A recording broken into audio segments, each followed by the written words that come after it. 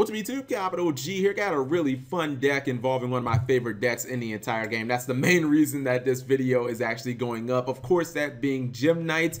I love everything Fusion, and Gem Knights are one of my favorite Fusion decks. And he opens with a lot of the Gem Knight Fusion cards, all the good ones. I know that there's a trap that Masami used in the first duel against Yuzu. I actually went back and watched that a couple of days ago. But he has the good ones, Absorb Fusion and Brilliant Fusion, Gem Knight Fusion. Unfortunately, he doesn't really have any Gem Knights, so he'd have to probably search one with Absorb Fusion. And this guy at the bottom is playing if looking at this opening hand, what would you guys call this deck? Like, I would call it Water Exodia maybe, because I mean, you know, it's a water deck. He's playing fucking Salvage and Surface and Fishborg Archer. Like, these are all cards that have to be used in water decks. But then you have the like Exodius, the Forbidden one. Like, what the hell? You wouldn't think of this card as something that like a water deck would use, but it's actually going to work. And let's go ahead and roll this. And I might have to pause a couple of cards because, like this card right here, people probably don't know what this is. This is Nimble Angler, and what happens is when this card is sent from the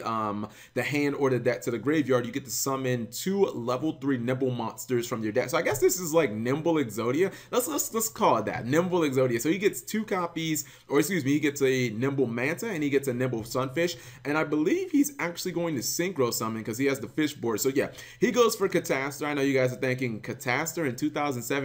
Oh, just wait. If you think this is weird, just something's gonna happen with Catastor that you would never think. First off, like, who the fuck still runs that card? This is not like Teledad format. So I believe he's going to go for the Darling Cobra off of the Scorpio. Now let me just pause right here. He's going to search Instant Fusion, but I feel like if he would have gotten Transcendental Fusion, he might have actually been able to break this board. Although, I don't know, maybe that wasn't the better play. I don't know if he actually runs like the Predaplant Fusion monster. So he summons Lady Brilliant Diamond, one of my favorite cards in the game. He tags her out for, that is Lapis Lazuli. Then he's going to actually fuse for Topaz. He turns that into a Prismora. And I mean, the fusion plays are real. This is one of the reasons that I love Gem Knight. Man, you can fuse so many damn times with this deck. He goes for Norden, activates Norden's effect. Now hold on, let me pause. I don't know why he didn't actually exceed here for like Utopia the Lightning. He would have been able to run over the Nimble Sunfish, because if Nimble Sunfish is destroyed by battle, it gets another, you get to send a fish monster from your deck to the graveyard, and then you get to special summon a Nimble Sunfish from your deck. So it gives you more monsters on the board. Seems like he should have went for Utopia the Lightning, but hey, I'm not playing. He went for Master Diamond instead. And then the fusion plays are not done. He activates Pot of Acquisiveness. That gets him a draw, and he actually goes for Zirconia. I know you guys are like, oh, he's done, right? No, he's not done.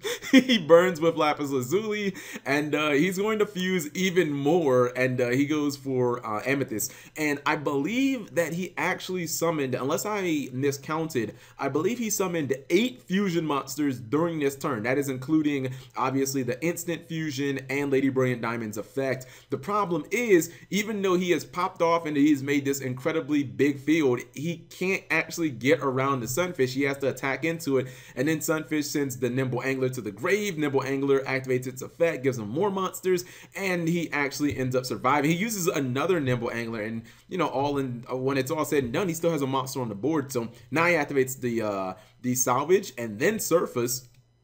And, you know, he got rid of the Catastor, guys, but, yo, he goes for Gungnir. He's actually going to pop the Master Diamond.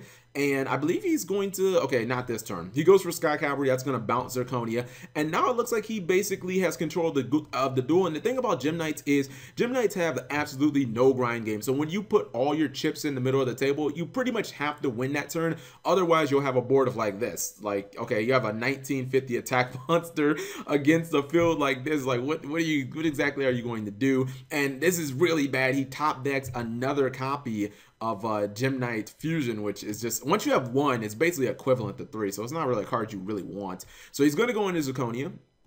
I believe he's going to attack over Gungnir. He bounces the strike, which he didn't know was a strike in case it was a Mare Force. The problem is he still has Sky Cavalry on the field, and now this guy top decks tuning to go for Junk Synchron, which is like the perfect card.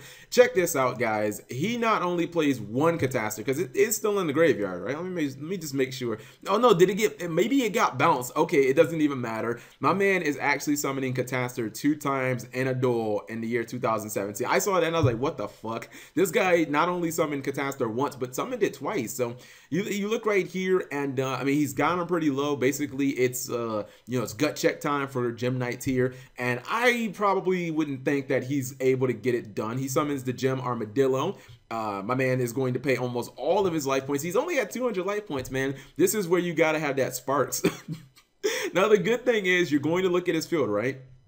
And you think, okay, Cap, it's fine. You know, this guy only, like, he's at 4,300 life points, right? So, I mean, he can only do 4,200, so it's fine, right? No, actually, it was, you guys are getting trolled. It was just a prank. He does attack for the 20 or the 2,000 and then the 22. And what happens is, this is like so utterly troll. He attacks with the Exodius, and then he sends another copy of Nimble Angler to the grave. That activates the effect, and he kills him with 2 more little nimble fish monsters. So, rest in pepperonis. I know the title of this video obviously made it seem like Gem Knights were going to win, but you know, that's Yu-Gi-Oh, guys. Like, momentum is a strange thing in Yu-Gi-Oh, and you can have it one moment and then lose it in a second. So gotta be able to capitalize and gotta be able to close out duels. Otherwise, you'll find yourself just like this, because it's kind of crazy. It's role reversal. The Gem Knight player had 5 monsters on field, and when it's all said and done, he has no monsters on field, and the nimble Sunfish, you know, or the nimble Exodia fish player has all the monsters. So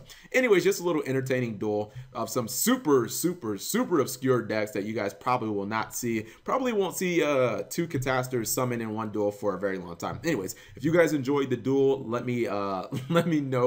Comment in the the description below, or give the video a thumbs up. Thank you guys for watching, as always.